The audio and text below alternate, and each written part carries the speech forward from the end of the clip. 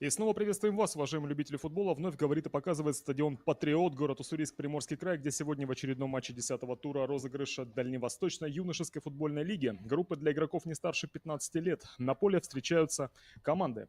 «Локомотив», город Уссурийск, игровая футболка цвета белый, и «Сахалин», город Южно-Сахалинск, игровая футболка цвета синий. У микрофона для вас работает Алексей Семененко. Представляю вашему вниманию состав играющих команд. Начнем с хозяев. Голкипер номер 1 Андрей Халюк. Далее полевые игроки. Номер 77 Андрей Абашев. Номер 9 Леонид Безручко. Номер 44 Арсений Василашко. Номер 7 Дмитрий Горбачев. 26 Кирилл Зорин. 28 Даниил Ким. 11 Никита Малик. 4 Богдан Новиков, капитан команды. Номер 10 Артем Рахманкулов. Номер 3 Арсений Рогозин. Главный тренер команды Руслан Евгеньевич Фесенко.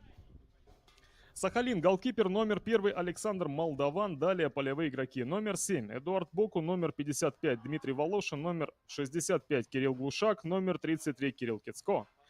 11 Максим Кладов. 23 Константин Нарайкин. 2 Дилан Одинаев. 13 Никита Скрипник. Номер 10 Артем Тен, капитан команды. Номер 20 Владислав Фаевский. Главный тренер команды Денис Владимирович Красилевский.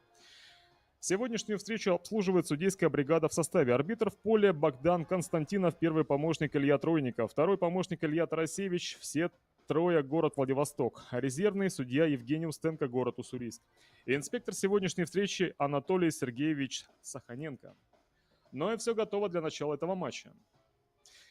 Коллективов, один из которых к настоящему моменту хозяева, находится на третьей текущей позиции, 17 очков после 9 встреч имея. Ну а что касается гостей, то у них всего лишь 7 матчей. И поэтому пока не самое высокое место в таблице, но все можно изменить. И может быть сегодня сахалинцам удастся снова очки набрать.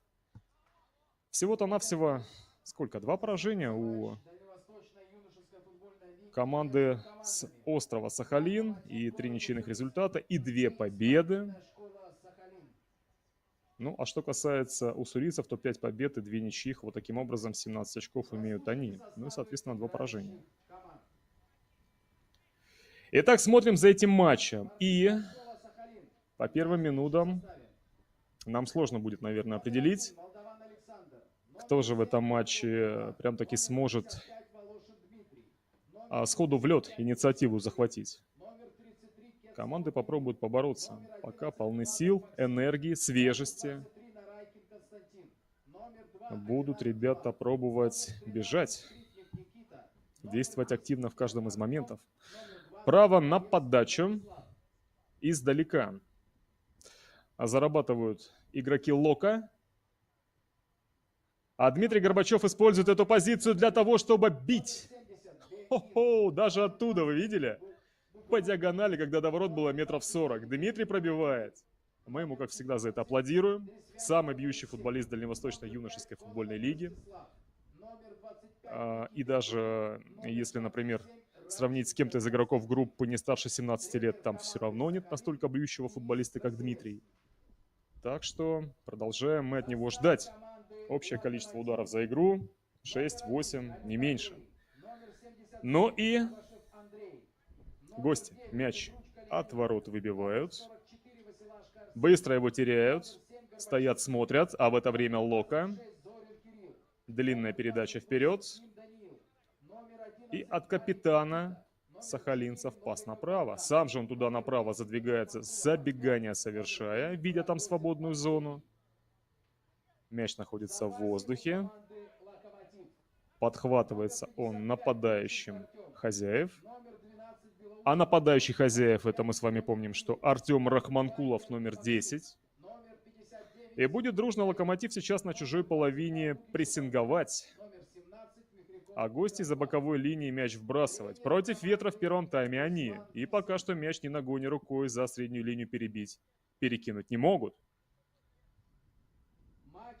Андрей Абашев. А что сегодня, выступающий в позиции левого защитника? Возможно.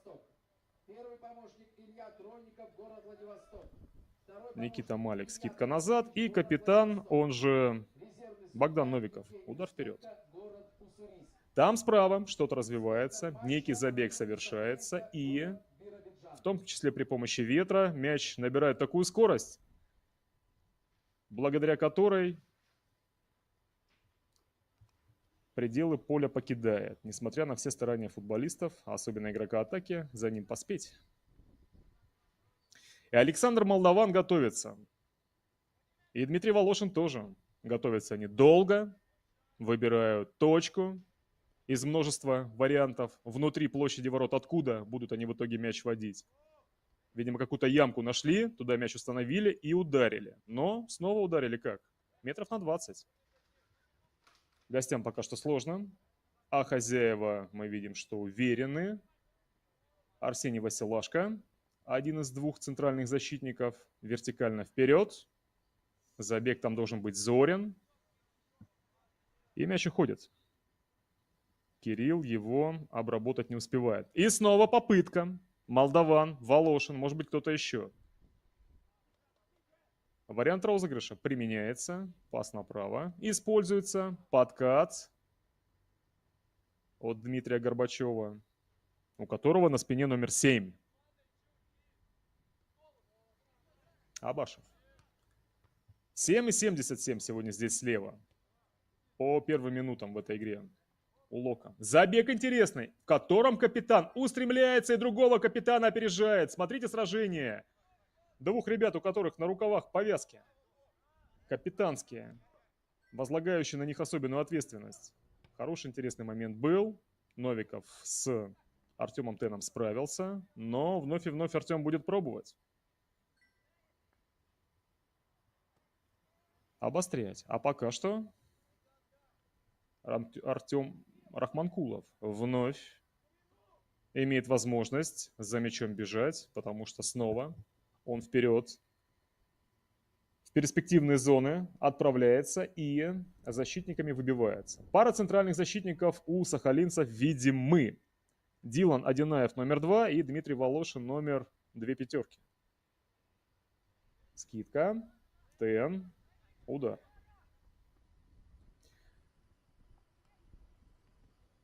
А кто в атаке? Давайте смотреть. Номер 7. Эдуард Боку. А там слева номер 13. Никита Скрипник. Очень далеко от нас события развиваются. Гостями мяч теряется. И Рогозин катит назад. Артем это полузащитник в центре. Арсений. Ох, сражение какое. Заканчивающаяся фиксацией нарушения правил.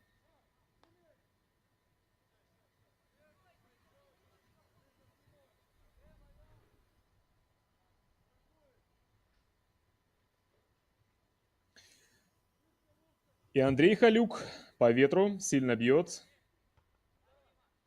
Борьба, в которой Дмитрий Волошин до мяча добирается, но в поле его оставить не смог. Абашев забросил. Рахманкулов попрессинговал. И Владислав Фаевский пытается сильно вбросить. И здесь бедром играет. А далее опорный полузащитник тоже пытается сыграть. Просто мяч через себя перебивая и через некое скопление. Кирилл Глушак, опорный центральный полузащитник гостей. Значит, в центре он, Артем Тен и кто-то должен быть еще. Номер 11, Максим Кладов. А пока Дилан Одинаев бьет налево, там мы с вами рассмотрели как будто бы Никиту Скрипника, номер 13. А справа в атаке Константин Нарайкин, номер 22.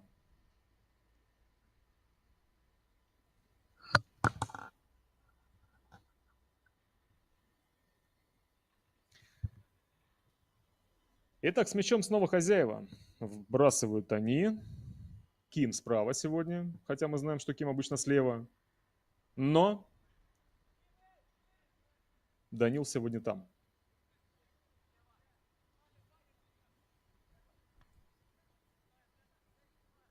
Тен классно бежит, смотрите, легко и с мячом, оказавшись, классный пас отдает. Забег, в котором Абашев имеет преимущество перед Нарайкиным.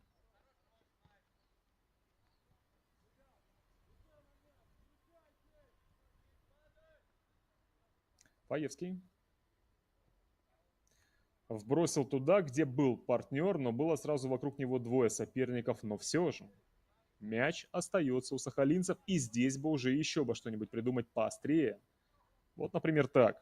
Боку предложился, до мяча дотянулся, потерю совершил.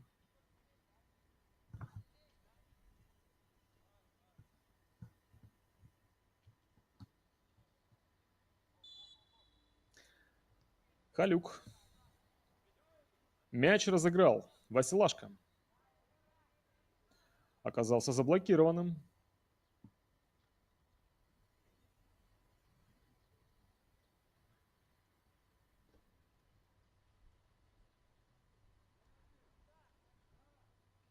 Из-за боковой нужно вводить, но в таком скоплении людей. Как бы это придумать поэффективнее? Халюк. Нужен перевод. В касание совершает он его. Рагузин. О, как мяч прошел. Горбачев. Заброс. Классный! И бежать Рахманкулову нужно. Итак, передача была перспективная, но все же не до конца поправка на ветер была соблюдена. И мяч чуть перелетел ту точку, в которой у Артема был бы шанс до него добраться.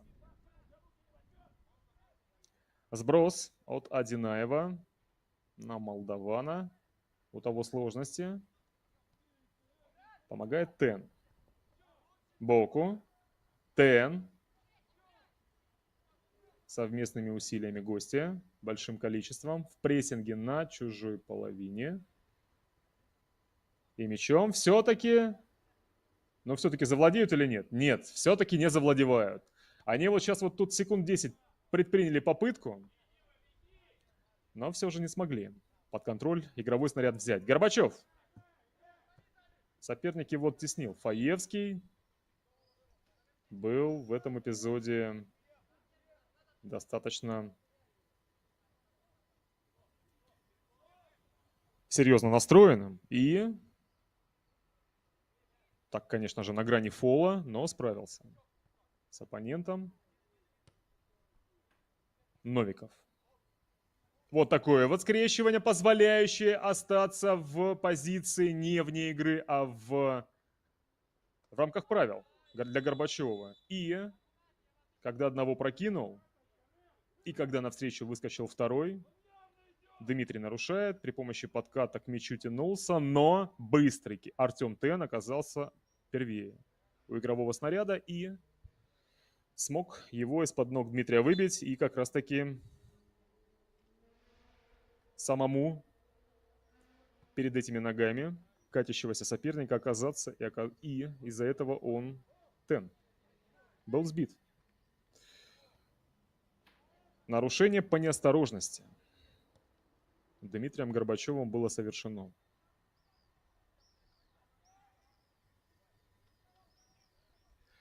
Итак, правым флангом попытка атаки от Локомотива, ударов от которых от игроков-хозяев мы с вами не видели.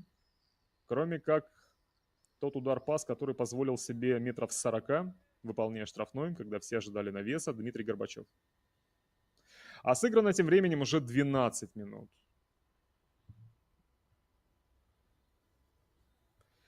Ким сбоку.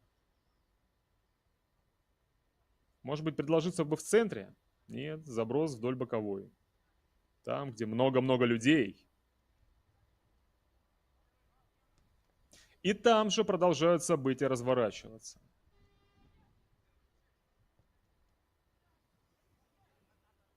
Глушак. Далеко из ворот выходя Халюк. Здесь что-то интересное может быть.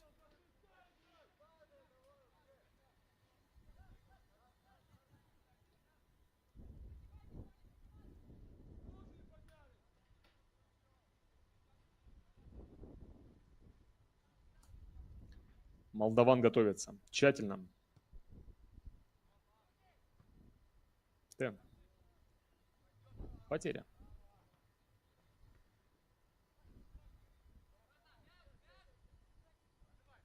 Классно корпус выставил.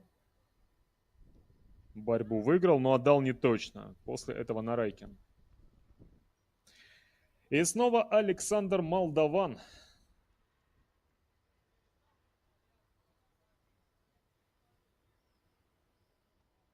Жестом показал, что торопиться не будет, что у защитников есть возможность спокойненько линию приподнять.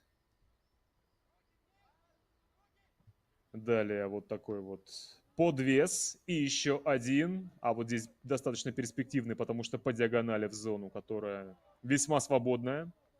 Абашеву ничего не остается, как мяч выбить. Нарайкин оставит наверняка сейчас мяч Фаевскому.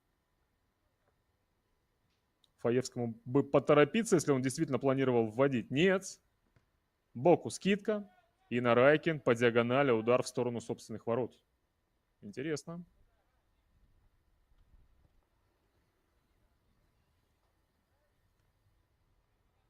Василашко.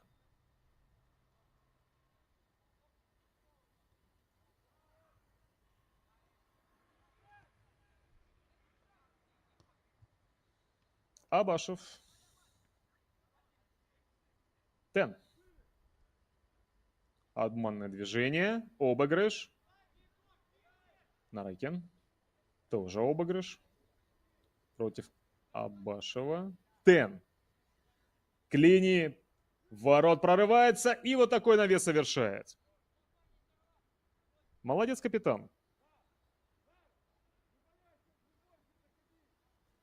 Заметно играет. Пытается быть острым. По меньшей мере полезным в каждом эпизоде. Отлично Горбачев. Фаевского оббегает и пытается убежать. Смещается и вроде бы даже пробует бить. Залока подбор. Неточный пас. Фаевский. Тен. Прокидывай и беги. Наверное, сейчас ему подсказывает тренер, но вместо этого несколько уже подзадохнувшийся капитан Сахалин совершает потерю. А Горбачев пробует диагональ. Отличный пас на Зорина. Бить нужно. Мяч летит и в воротах оказывается 1-0. После шикарной передачи Дмитрия Горбачева и классной обработки от Кирилла Зорина, обыгрыша и удара с левой ноги, забивают гол они.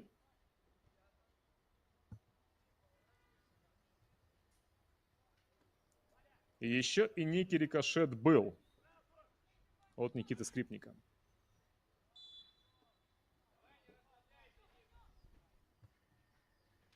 В первом матче между этими командами в этом турнире, в этом сезоне победу одержали уссурийцы 3-0.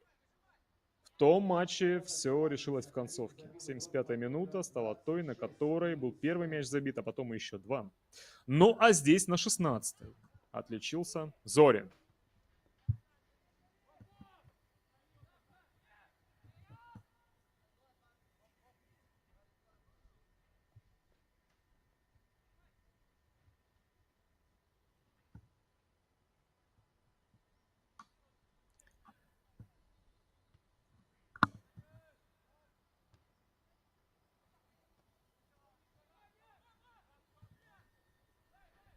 Лока перехват на чужой половине. Глушак отбор. Пас. И здесь Халюк в подстраховке. В коротком розыгрыше. Абашев.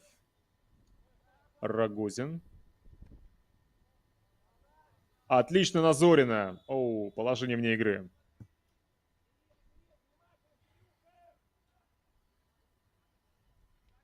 Но сама по себе конфигурация вот этого быстрого перехода в контрнаступление наверняка уссурийским болельщикам понравилась. На высокой скорости, без передержки. Только что игроки Лока с желанием вперед бежали.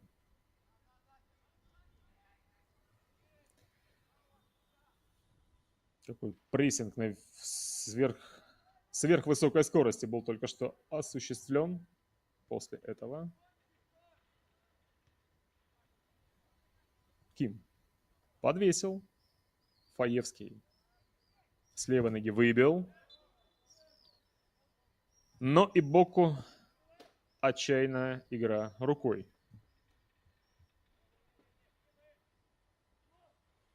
Дмитрий Горбачев, но все рекорды бьет. И отсюда собирается поворотом удар наносить. Но нет. Все-таки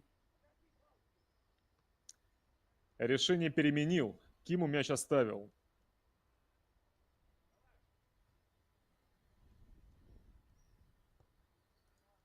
А тот навес прекрасно совершает. Дилан Одинаев. Высокий парень. По мячу срабатывает удар. В данном случае наносится один. Пробуется второй. И только лишь после этого, когда пробил, Дмитрий Горбачев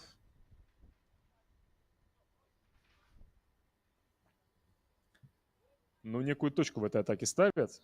Хоть она, может быть, и не получилась сверхблестящей и впечатляющей, но все же это был удар, которых, согласитесь, очень часто футболу-то и не хватает. В больших количествах, абсолютно разных, с разных позиций, разными игроками, но есть те, кто на регулярной основе для себя возможность пробить обязательно находят. Ким.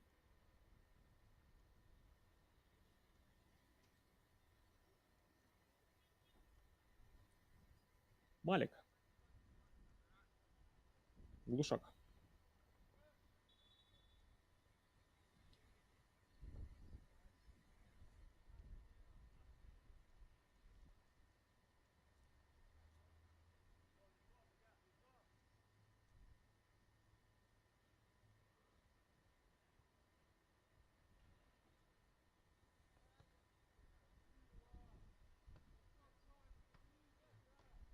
Но вот что-то пока не получается.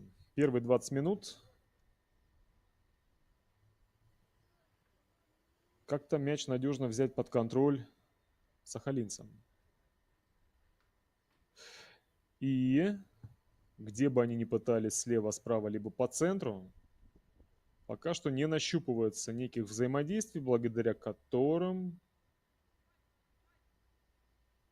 как-то просматривалось какое-то что-то, нечто комбинационное, многоходовое. Горбачев. Точно. Фаевский в отборе. Надежно. Кецко. Он сместился сюда налево. Конечно же, направо. И если мы говорим про расстановку гостей. А соответственно туда налево. Видимо, перешел Константин Нарайкин. А тем временем право на угловой удар зарабатывают игроки Локомотива и готовится крутка в ворота. У мяча Дмитрий Горбачев. Подача в район дальней штанги.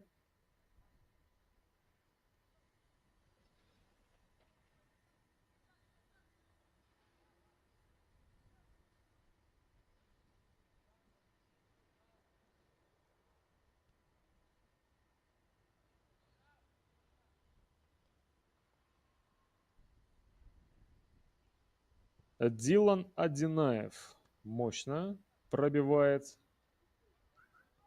Глушак отлично переводит. Забег в котором Кицко пробует свои силы.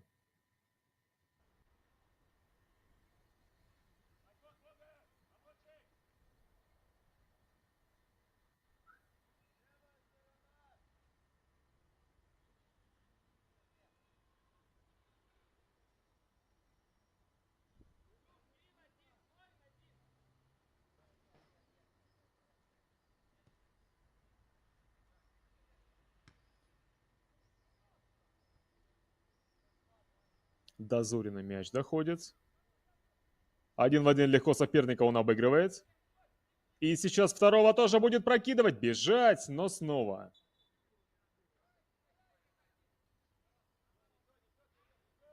Дополнительная сила, которая передается ветром. мячу. Вот она-то и так его ускорила в данном случае. Уже не первый раз сегодня. Что? Немножко Кирилл не успевает за так быстро летящим мячом.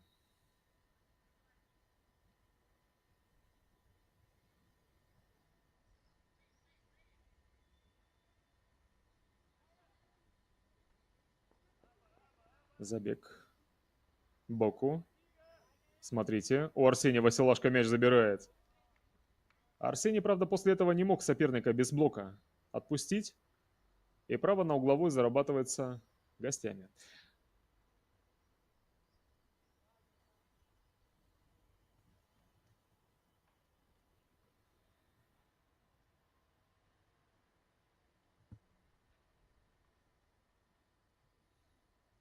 И, судя по всему, Константин Нарайкин пробует. А вот такая крутка у него получается.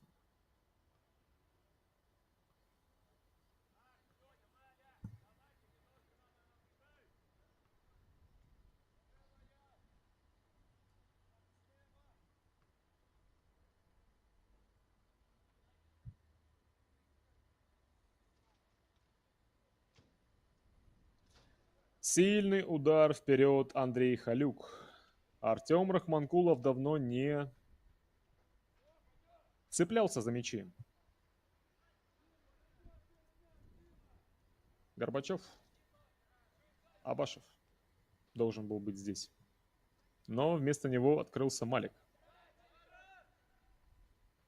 И здесь Малик.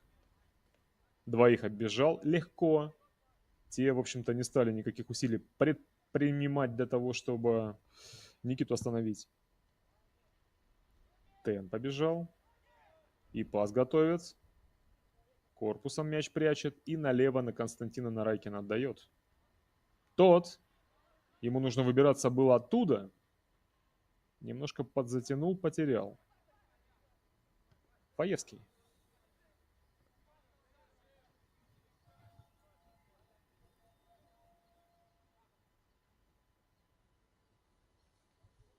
Абашев.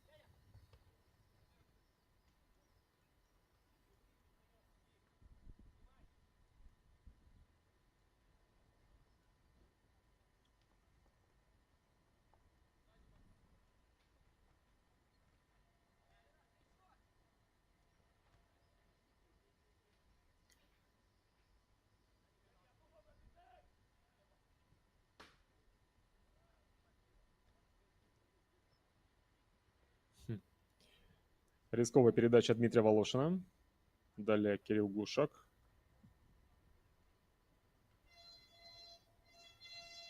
И здесь Кирилл.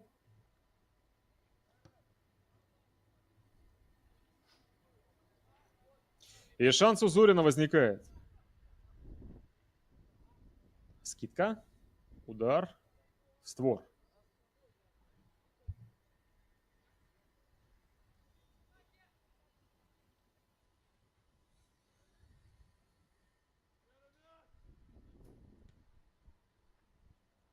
Предположительно, это был Леонид Безручко. Новиков. Халюк.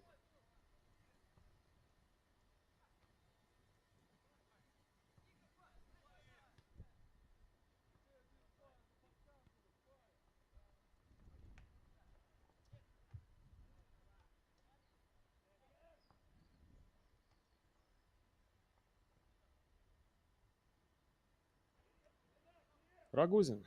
Скидка.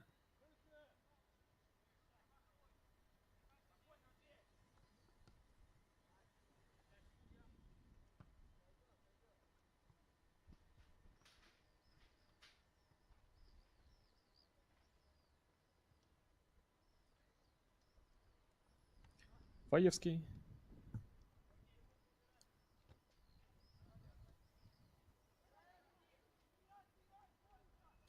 И вот шанс.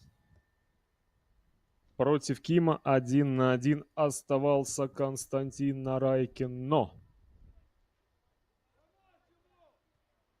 обыгрыша и врывания не свершилось. Ким проявил твердость. Непоколебимость. Непроходимость. Но снова слева. Пробуют гости. Глушак. И вот так в касание. Классно. И от капитана удар поворотом. Вот, пожалуйста, момент. Просыпаемся, уважаемые зрители. Только что случилось. Сахалин был близок на 29-й минуте. После классного паса в касание, насколько я понял, от боку. И врывание от Тена. Это их заготовка, наверное, была. И подача от Фаевского справа все еще продолжается. Наступление Сахалина. Удар поворотом 1-1. Но теперь-то точно просыпаемся. Хотя пару минут казалось, что как-то совсем все стало безопасно. Да, пинают, да, бегают, но к воротам не приближаются. И тут гости взялись, забили. Константин Нарайкин руки поднял вверх от радости. И все его побежали поздравлять. 29-я минута.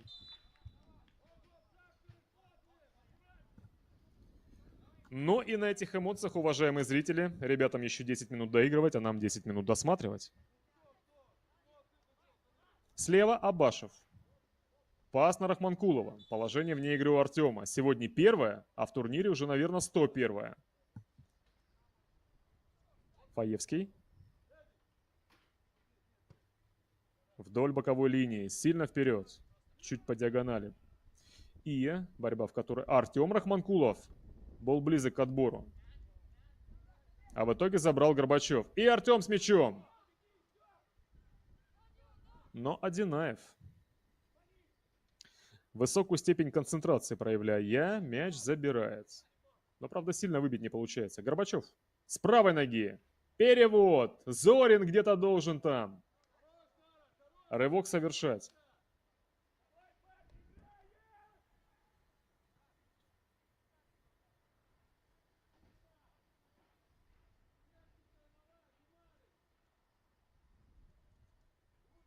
Молдаван.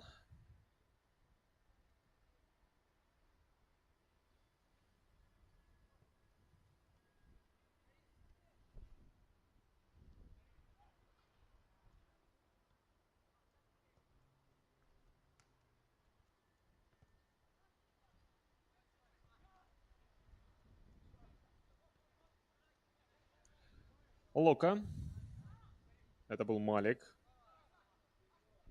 А это Арсений Рогозин. И где-то с ними еще Леонид Безручка. Это их центральная тройка.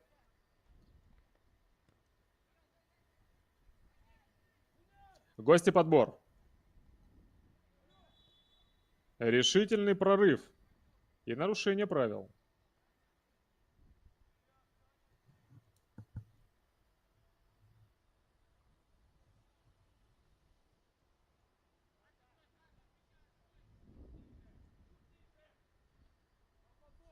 Ну, сахалинцы молодцы. Силы в себе оставили для того, чтобы в заключительную 10-минутку, а может быть даже 15-минутку игры, активизироваться и стать больше действовать в атаке, чем по ходу первой половины первого тайма.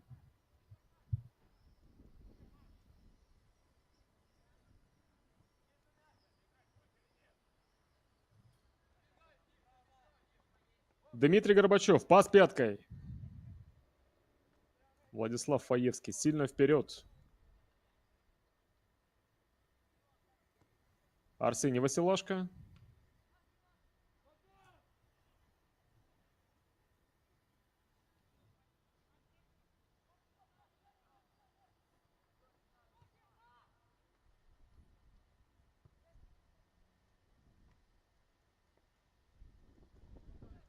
Так вот, интересно сейчас, Дмитрий Горбачев прям предсказал, куда мяч, отскочив, по ветру крутнувшись, прям к нему прилетит. Боку отбор. Пас направо в забегание. Кецко. Подача. И мяч у сахалинцев. Еще одна попытка скидки. А если бы Боку бы смог налево на Нарайкина отдать, тот бы мог Все что угодно там придумывать, потому что был абсолютно один.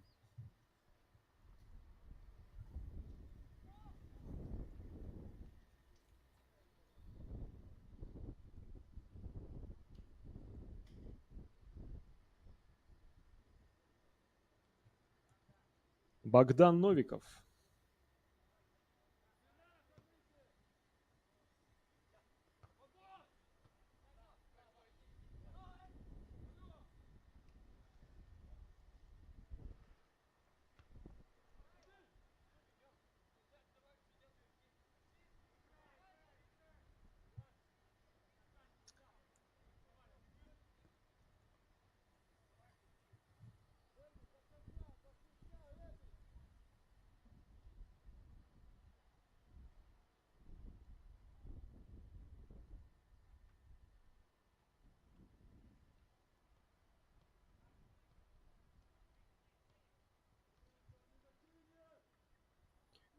Скрипник.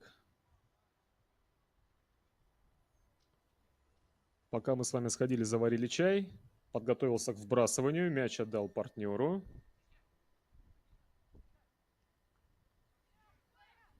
И в итоге он остался у них. Отличный перевод направо. Кицко. И замечательные действия. Индивидуальный и шикарным пасом от Тена. Удар поворотом от Кицко. Рядом со штангой мяч пролетает после попытки Кирилла, отправлявшего его. Игровой снаряд в левый для себя, правый для голкипера. Нижний угол ворот прицельно, нанося этот удар и совсем чуть-чуть промахнувшись. Но каков же Артем Тен? Он получил, он немножко пролез, внимание соперников на себя стянул, партнеру зону справа предложил и туда ему аккуратно, точно и своевременно отдал. В центре сейчас он мяч подобрал, высоко голову поднял и снова точный пас придумал. И Кицко смещается в центр. Кирилл еще центрее и пас вот туда, немного левее.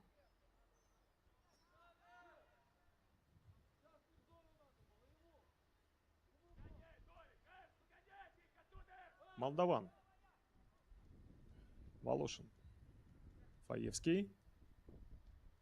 В поисках опорного полузащитника с пасом Малик, с которым не справляется Глушак. Сильно вперед там. Чувствуя себя не в своей тарелке, Ким легкую потерю совершает.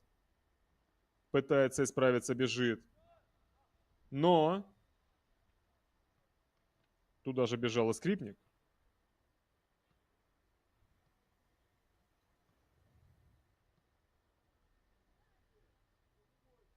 Никита. А финтит боку.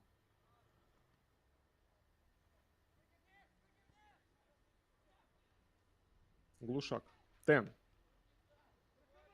Новиков. Одинаев. Скрипник.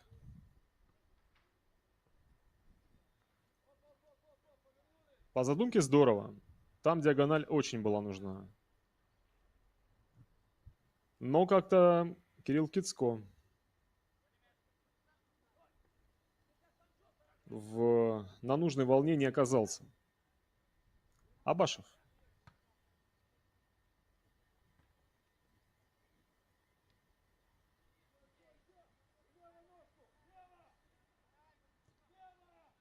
Халюк. Василашка.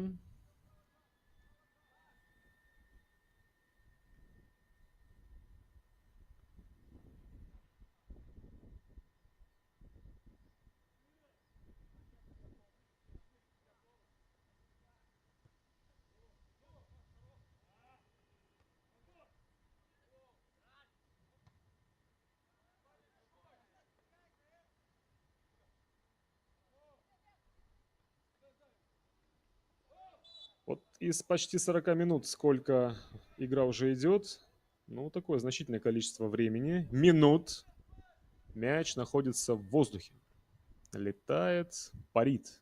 Ну, а пока подача от Кицко, шикарный удар в касание. Хо-хо! Ничего себе! Ай да Кирилл, ай да пас.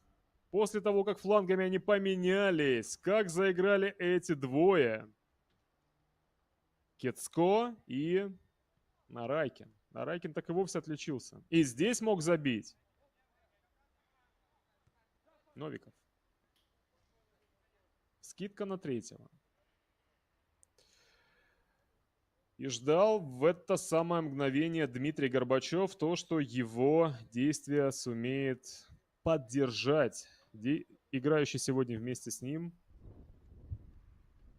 Андрей Абашев. Владислав Фаевский.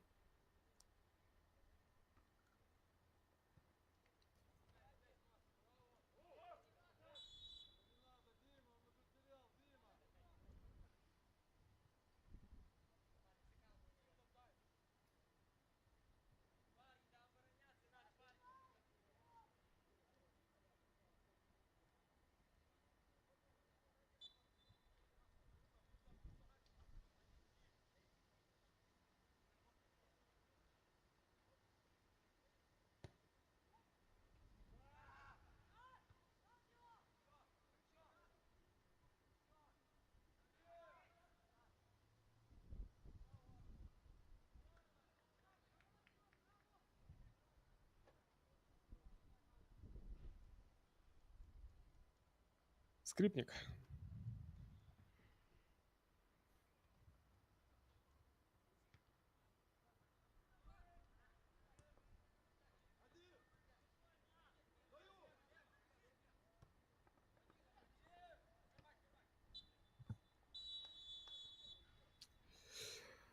Итак, уважаемые зрители, как вы поняли, прозвучавший свисток означает то, что завершен первый тайм очередного матча 10-го тура розыгрыша первенства Дальневосточной юношеской футбольной лиги. Группы для игроков не старше 15 лет. Поединка между Локомотивом из Уссурийска и Сахалином из Южно-Сахалинска. При всем при том, что счет на табло 1-1. Благодаря вот этому голу, который мы сейчас с вами видели только что на повторе от Кирилла Зорина на 16-й минуте и на 29-й после гола, забитого Константином Нарайкиным. Ну и гол нашему вниманию вот здесь тоже, конечно же, был предложен. Итак, команды отправились на перерыв. Давайте мы с вами, уважаемые зрители, тоже позволим себе немножечко отдохнуть.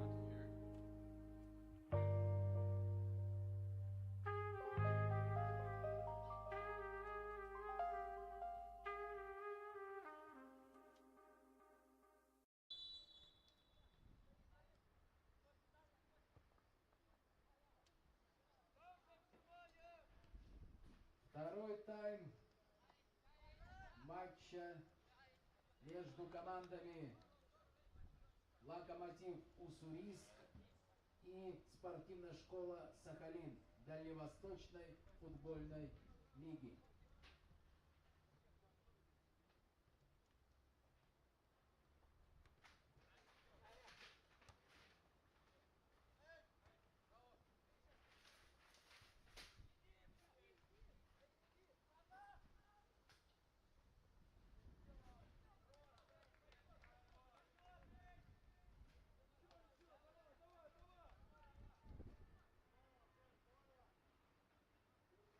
Прослушайте составы играющих команд.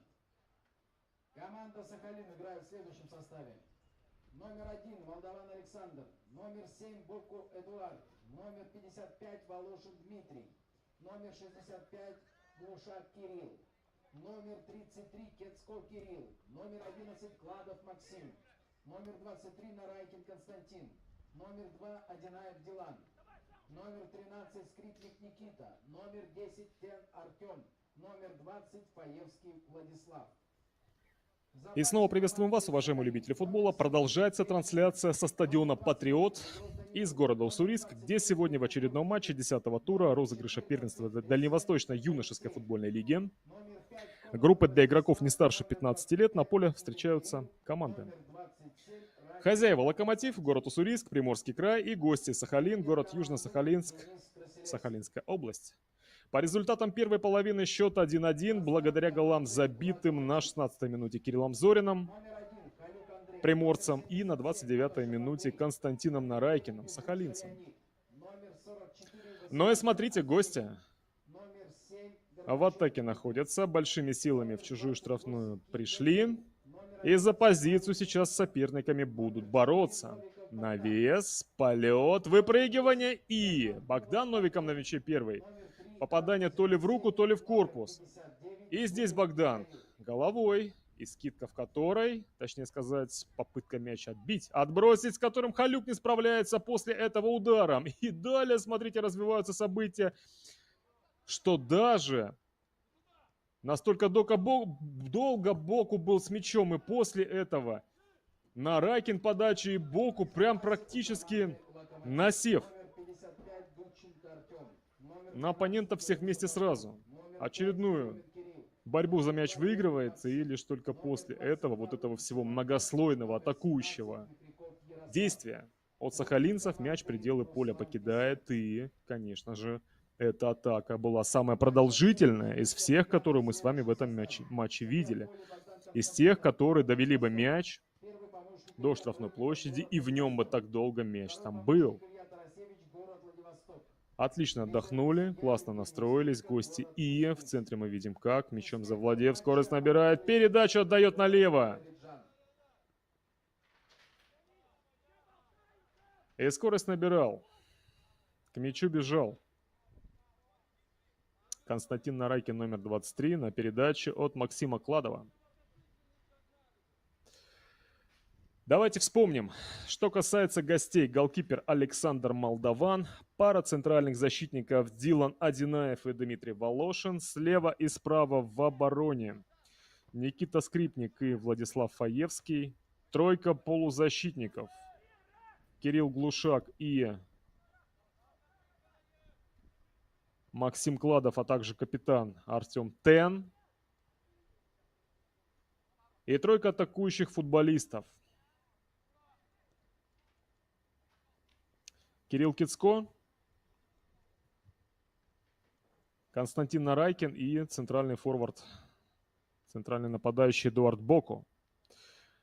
Тренер команды Денис Владимирович Красилевский. Ну а что касается хозяев: Андрей Халюк в воротах, пара центральных защитников Арсений Василашко, Богдан Новиков, в обороне слева и справа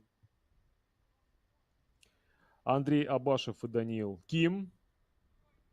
Тройка центральных полузащитников Арсений Рогозин, Никита Малик и Леонид Безручко. Ну и тройка нападающих: Дмитрий Горбачев, Кирилл Зорин и Артем Рахманкулов. Главный тренер команды Руслан Евгеньевич Фисенко. Арсений Василашко, пас вперед. Там мячом легко завладевает Дилан Одинаев, сильно бьет сам. И смотрите, Нарайкин поспевает. И шикарно. Мяч все-таки в поле оставив, сохранив. Передачу отдает в район дальней штанги. Где? Боку. Там же Кицко. Ну и Новиков. Отбор. Горбачев. Шикарный прессинг, отличнейший. И все же гостями потеря. Ну а что хозяева во втором тайме?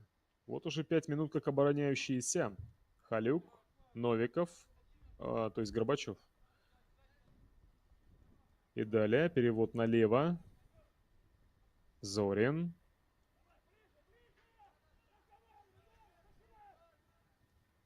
Вбрасывание. Боку. Ох, как технично.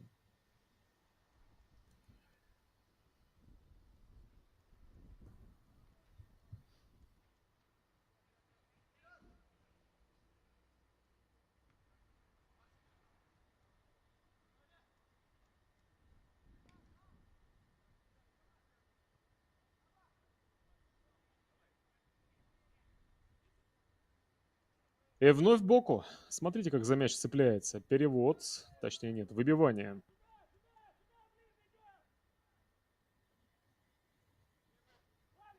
Скрипник. А вот фамилию ребенка в манишке я не знаю. Скидка.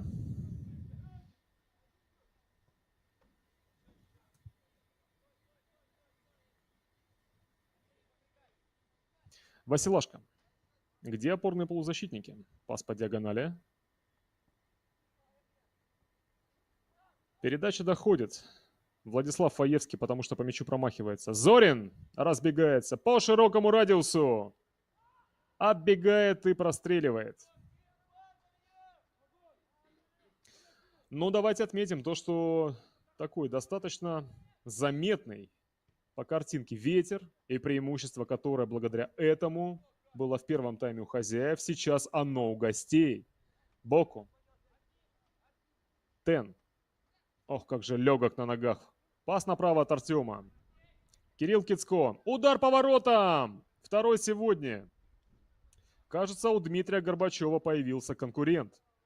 Тоже бьющий, тоже игрок атаки. Дмитрий пробил сегодня дважды, и Кирилл тоже. Но Кирилл даже поострее в своих попытках был. Замена в составе команды хозяев. Поле покидает игрок под номером 9. Леонид Безручко. В игру вступает футболист под номером 17 Ярослав Мехряков. Локомотив замена. Вместо Леонида Безручко номер 9 на поле вышел Ярослав Мехряков номер 17.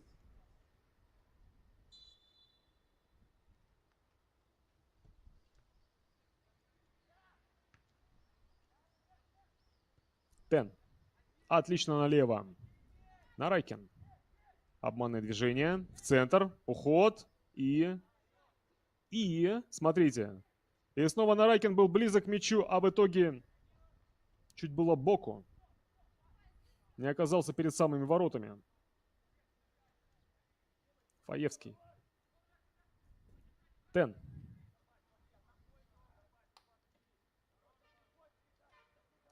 Ну, так скажем, первые 10 минут второго тайма сахалинцы Локомотив прям как-то аж задергали своими постоянными атаками. И у хозяев такая сложная задача. Игру переломить, инициативой завладеть. И себе преимущество вернуть, как первые минут 25 в начале этой встречи. Арсений Рогозин, пас налево. Обыгрыш 1 в 1, отлично. Ускорение. И еще одного соперника проскакивает. И передачу отдает опасную. И все это был, насколько я понимаю, Кирилл Зорин.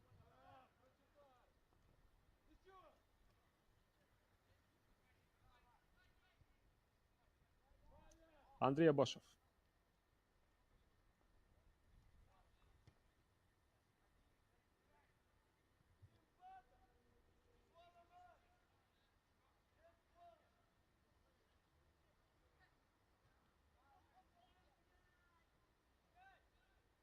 Перехват. Передача. Рахманкулов забег. Адинаев. И от кого мяч пределы поля покидает? От защитника.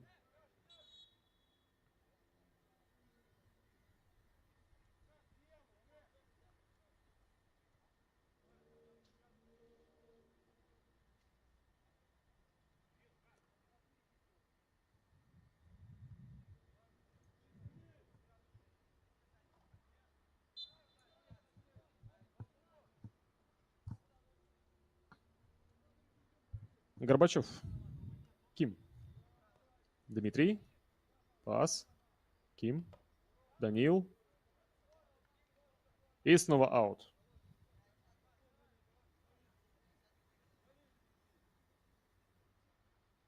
Вбрасывание. Гости быстрый отбор. Стремительный переход.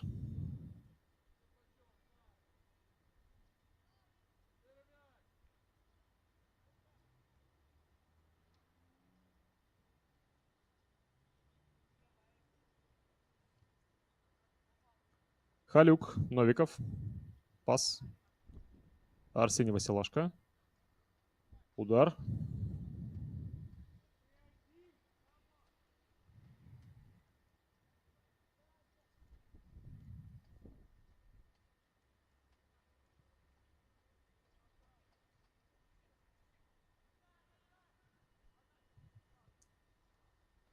И навес.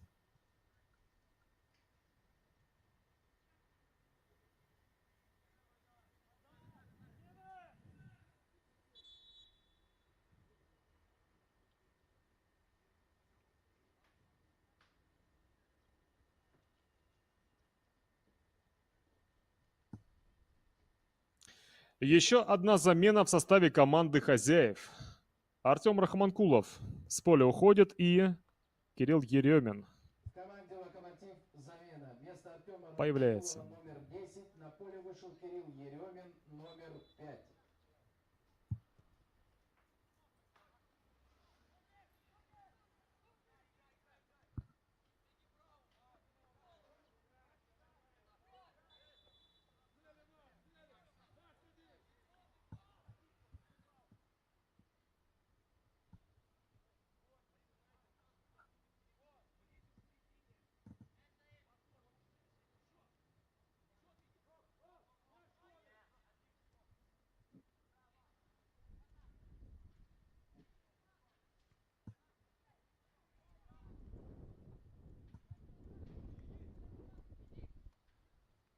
Дилан Одинаев сильно вперед. Кирилл Кицко. Сохранить не смог. Но здесь Кирилл Кицко сохранить не смог.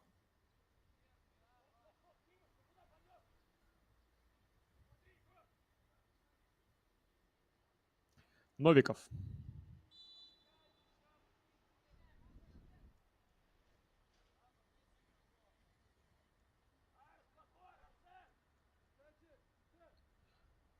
Но есть же Ким. Даниил. Навес.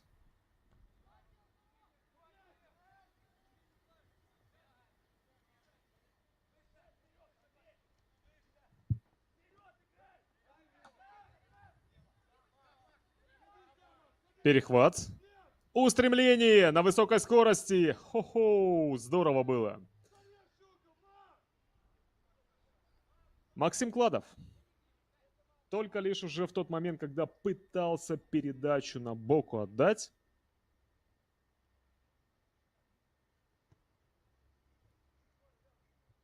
Все же в этот момент попался. И Даниил Ким все-таки соперника догнал.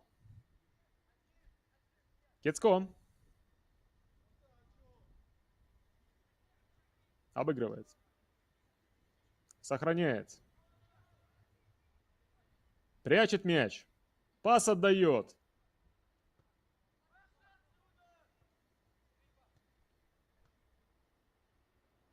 О, как технично. Боку.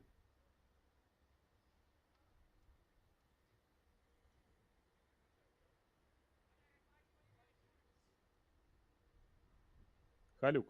Направо. Горбачев. Ох, опасно было сыграно. Выставлены нога, нарушенные правила. Никита Скрипник.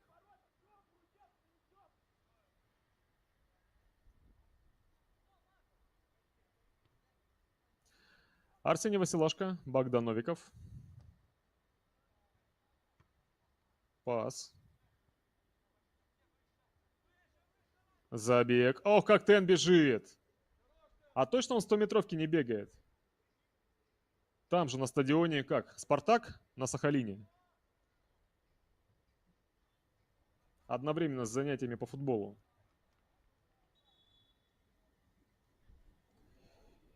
Попадание мяча. в игрока. Игрок этим сбит.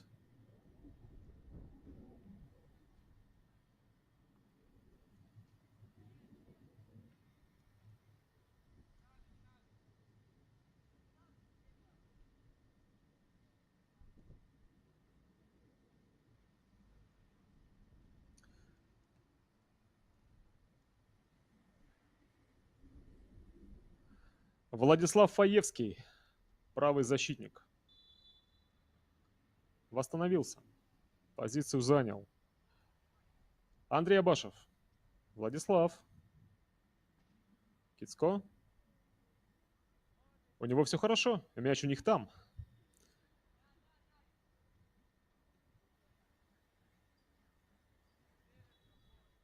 Фаевский.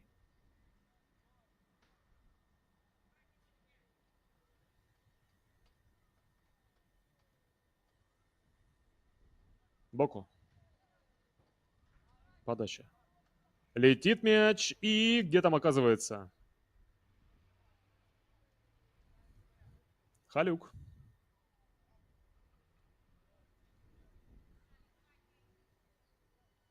А рядом находится Арсений. Но Андрей самостоятельно, сильный удар вперед. Там. Напомним вам, вышедший на замену Кирилл Еремин.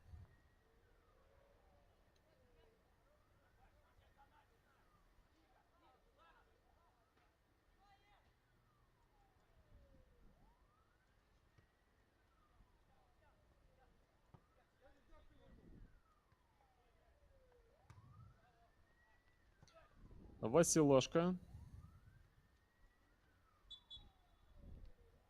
Скрипник, которому нужно подождать, потому что замена должна пройти.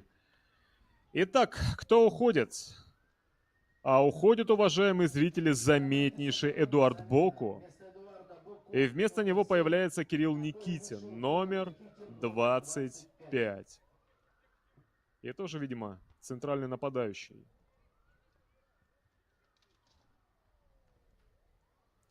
Но давайте Эдуарда Боку за игру поблагодарим. Он хороший матч провел. Заметен был, техничен.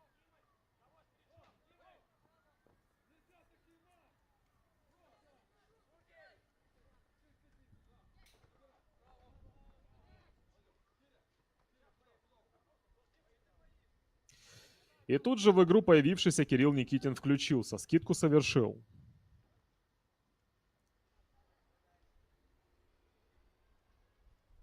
Ну и Никита Скрипник.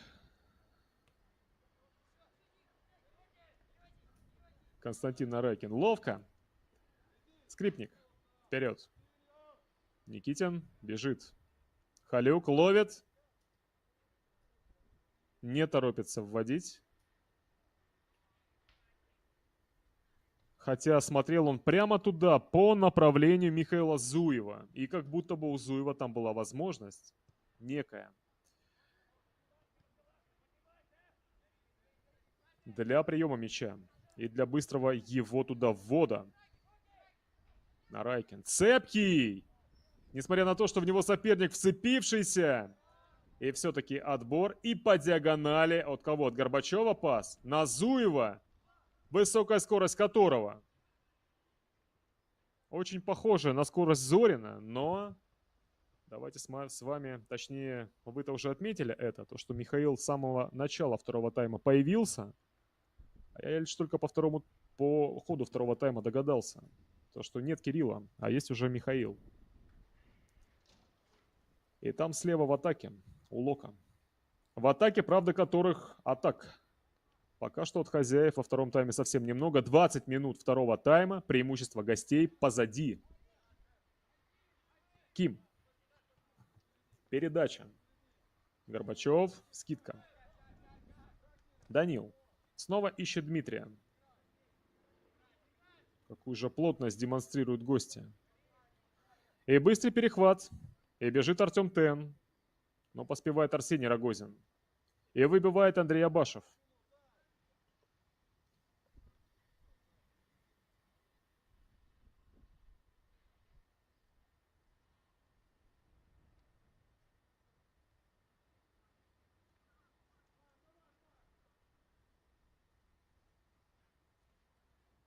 Фаевский. Такое ощущение, то, что у него есть еще ресурс для того, чтобы научиться вбрасывать сильнее и дальше.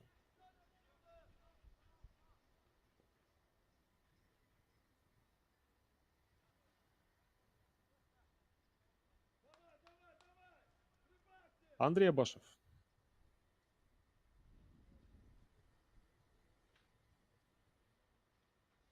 Защитник сразу четверо защитников. Но, правда, ни один из них, ну, тогда, когда Абашев с мячом, то еще никто из этой тройки оставшейся вот здесь не предлагался для розыгрыша. Для того, чтобы мяч понадежнее было бы сохранить для своей команды. А сейчас он им сохраненный нужен. Нужно как-то...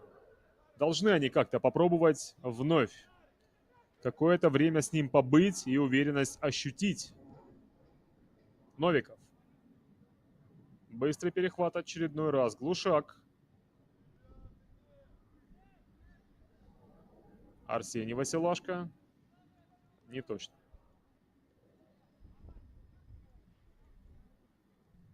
А здесь отбор. И высокая скорость. И передача по диагонали. И удара не получается. Горбачев. У него-то точно получится. Поворотом лупит. И промахивается Дмитрий.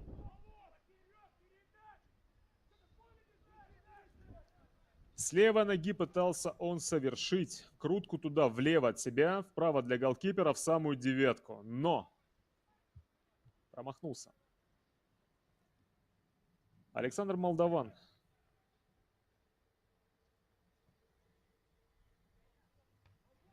Удар.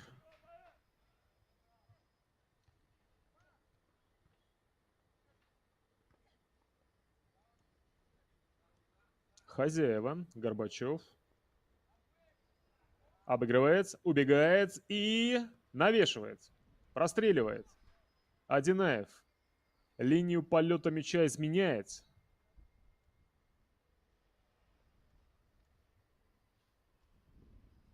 Абашев.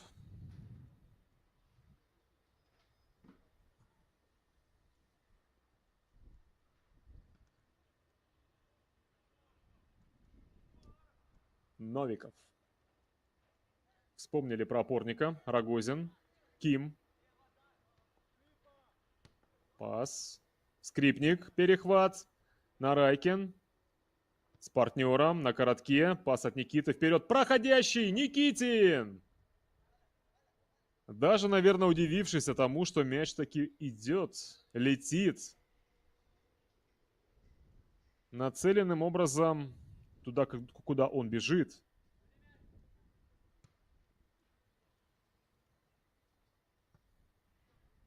Горбачев. Еремин. Флаг арбитра. Означающий то, что мяч пределы поля покинул.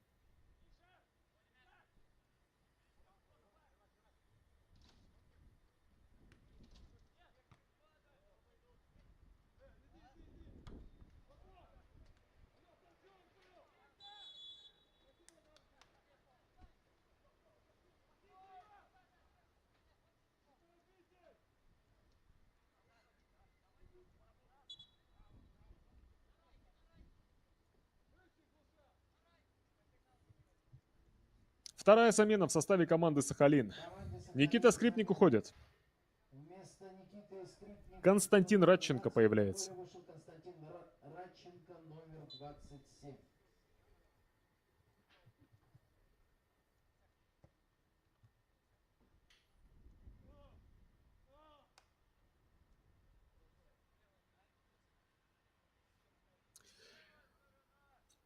Но вот уже и 25 минут во втором тайме сыграно. Помните, в первой половине 25 минут хватило для того, чтобы адаптироваться к игре против Ветра. Гостям посмотрим, здесь удастся ли, по примеру их гостей, хозяевам, также по прошествии 25 минут игры против Ветра, суметь таки с этим противостоянием, противодействием справиться и перейти в атаку. Потому что 15 минут от Сахалина первого тайма были хороши. И 25 минут от второго тайма тоже хороши. Итого Сахалин хорош уже 40 минут. Против 25 минут Лока. Но забили пока что, несмотря на эту вот разницу в минутах преимущества, по одному разу и те, и другие.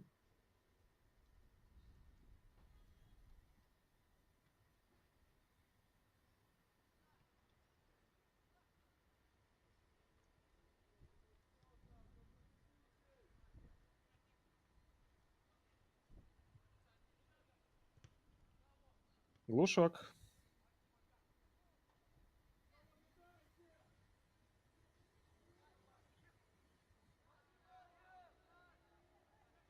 Лока.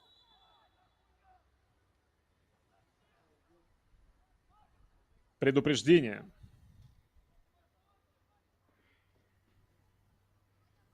Предупреждение получил игрок команды «Локомотив» под номером 11 Никита Малик. Никита Малик. Желтая карточка была показана ему.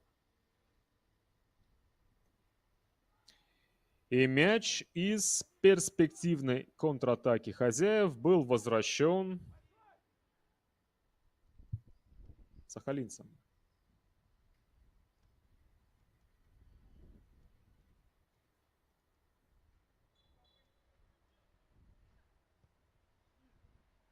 Подача. Опасная какая! Ах, как же близко это было к голу.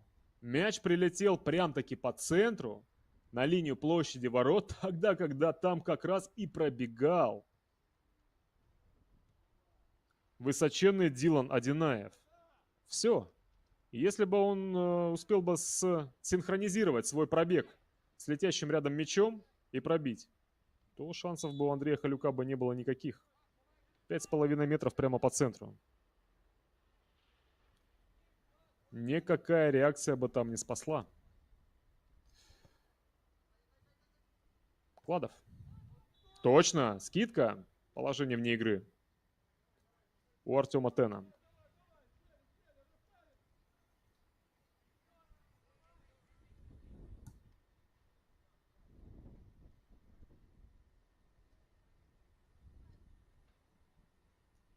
Халюк.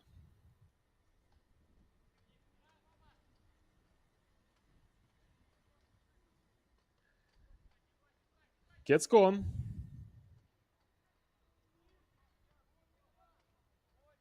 Вот в такой расстановке им больше нравится, чтобы Кирилл справа, а Константин Нарайкин слева. Одинаев. Радченко. Кладов.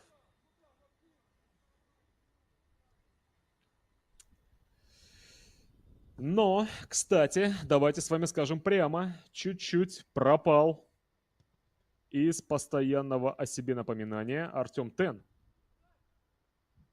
С мячом он стал гораздо реже. А здесь как раз взял и с мячом оказался на ударную позицию, вышел и забил!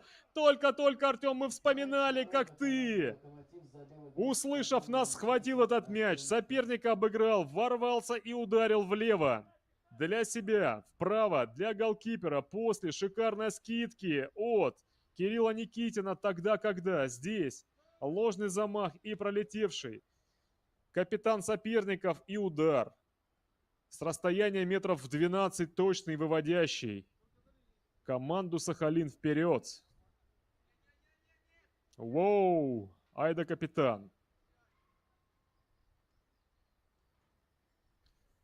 И поздравительная футболка, насколько я понимаю. Либо же подбадривающая кого-то. Замена тем временем в составе команды Лока. Поле покидает Дмитрий Горбачев. А в игру вступает Артем Белоусов. В команде «Локомотив» замена. Вместо Дмитрия Горбачева номер 7 на поле вышел Артем Белоусов номер 12.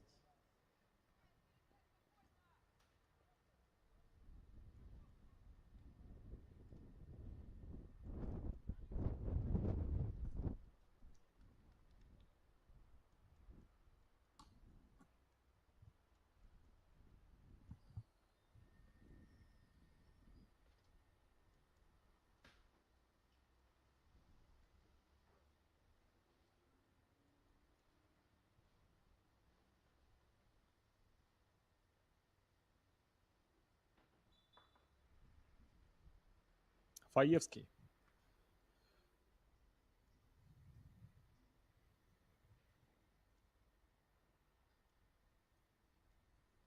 В эти оставшиеся 10 минут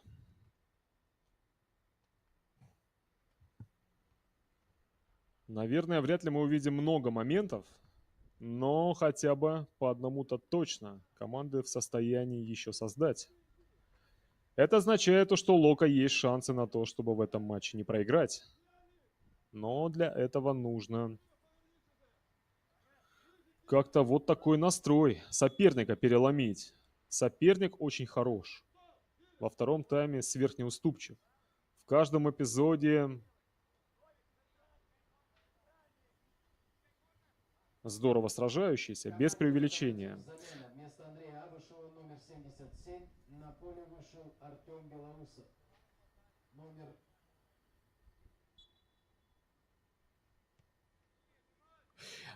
Еще одна замена произошла в составе команды Лока. Андрей Абашев пределы поля покинул. 22. Артем Лукичев появился.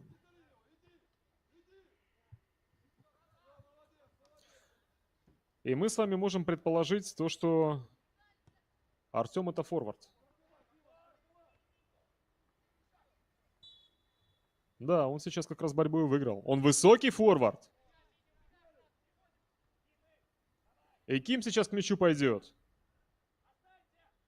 Где Ким? Вот он прибегает. А в это время Арсений Василашко, Богдан Новиков и Артем Лукичев готовятся. Может быть, сейчас тот самый шанс и произойдет. Потому что у Данила Кима отличные подачи. Навес. Но, пожалуй, не в этот раз. Не лучший его пас. И все-таки шанс, смотрите. Нарушение правил.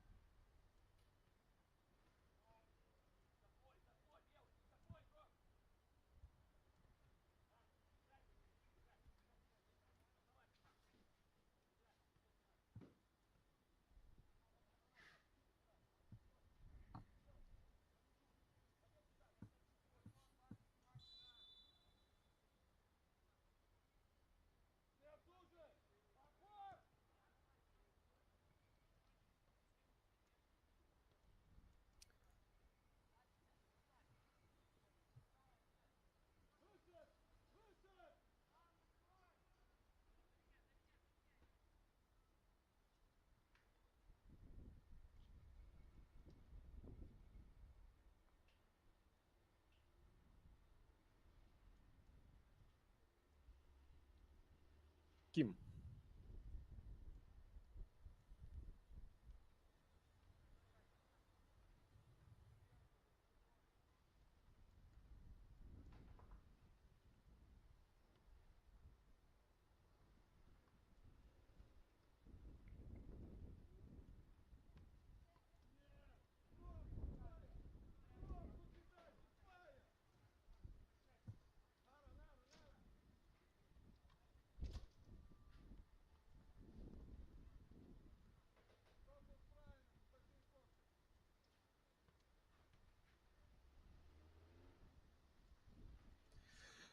Ну, давайте скажем честно, со сложностями сталкиваются и те, и другие тогда, когда нужно мяч за боковой линией ввести. Смотрите, прям такие тупиковые моменты какие-то, что для тех, что для других. И некое только стечение обстоятельств как-то иногда дает все же возможность с мячом остаться, а так происходит борьба, в которой ничего не происходит в виде продвижения какого-то конструктивного вперед, либо же сохранения мяча. А еще раз обратим внимание на то, что, например, СКА Хабаровск использует простое скрещивание.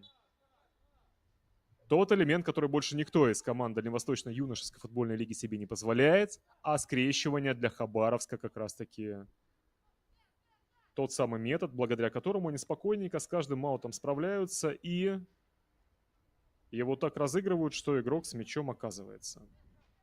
И при всем при том, что еще и без давления, без сопротивления. Подача. Срезка. И угловой будет сейчас.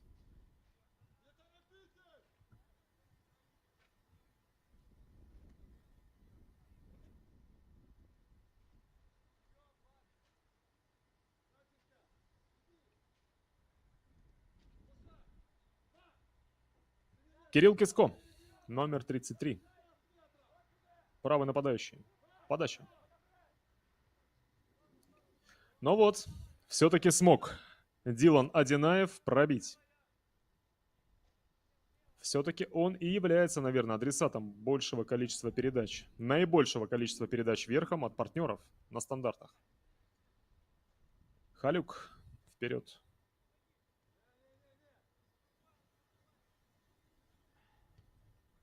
И еще раз.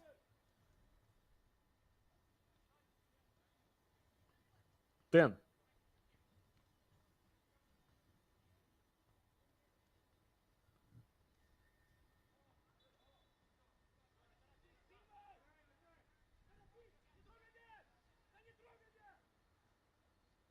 Ким.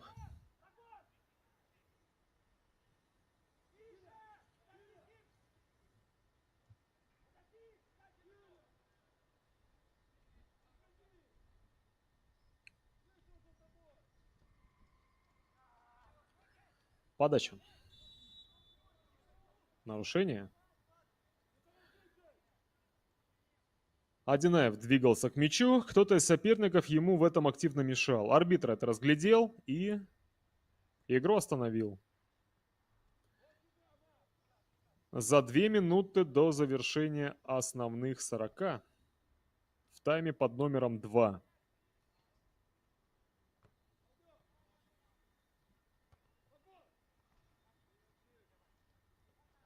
Но вот игра уже практически пролетела. Тен.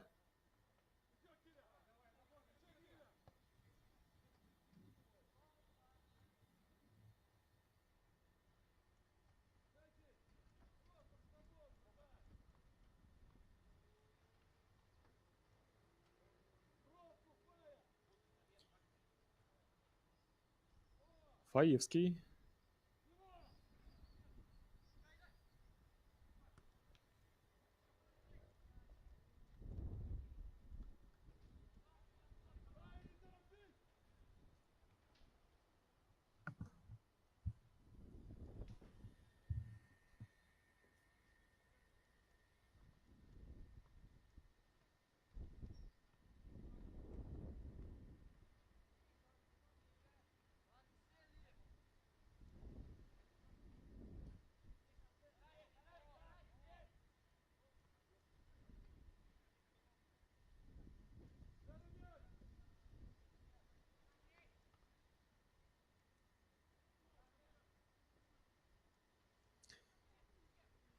Итак, снова Тен.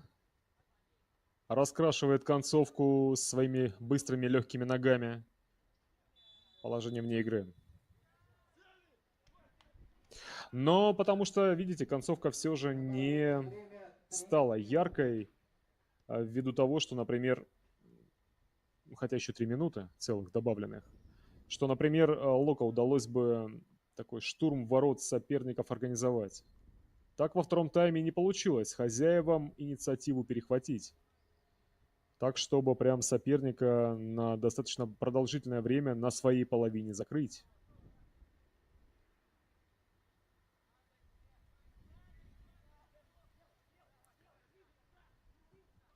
Халюк. Вот странно, все мячи, которые не летят, все попадают к ребятам в синих футболках.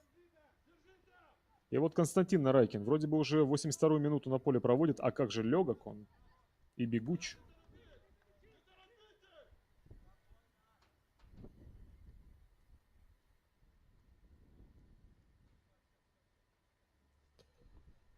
Никитин. Ну, классно вышел. Боку играл блестяще, а вот Никитин вышел и тоже очень хорошо помогает. И результативную скидку он совершил, если помните.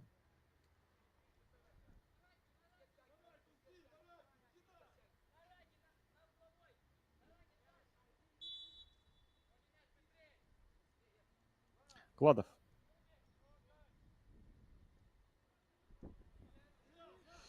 Итак, 1 минута и 15 секунд у Андрея Халюка и партнеров.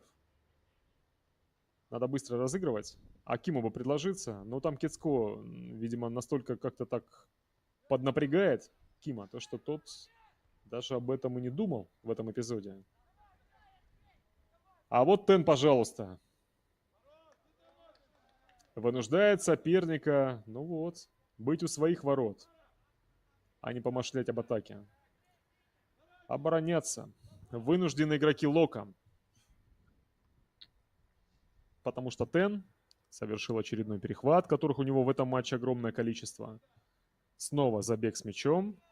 По тем метрам, которые сумел преодолеть в своих забегах с мячом Тен, конечно же, он в этом матче далеко всех смог опередить. Потому что вот этих вот пробежек он сумел провести много. В одной из них смог забить. Ну и за счет этого так-то и был заметен.